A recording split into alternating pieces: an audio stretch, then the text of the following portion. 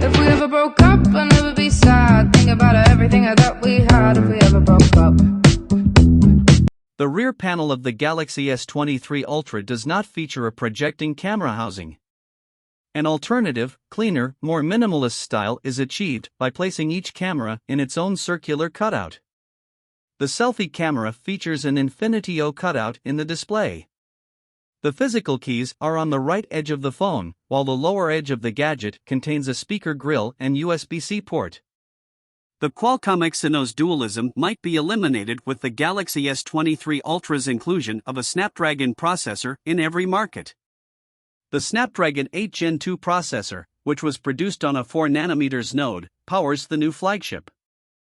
Furthermore, the Galaxy S23 Ultra is equipped with a special Snapdragon 8 Gen 2 chip that has significantly faster CPU and GPU clock rates.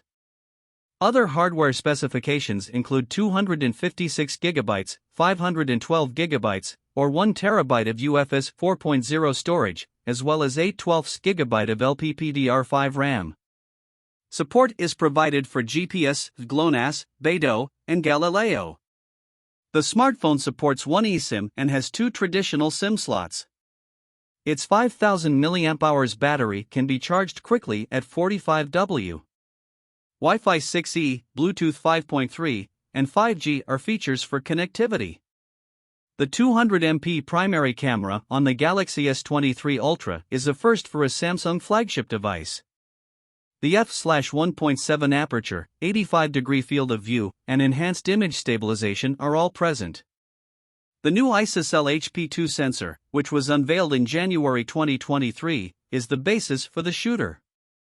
In addition to 200MP image capture, it also offers 12.5MP and 50MP modes using 4:1 and 16:1 pixel binning, respectively. Because the S Pen is only available on the Galaxy S23 Ultra, it has a squarer form factor than the rest of the series.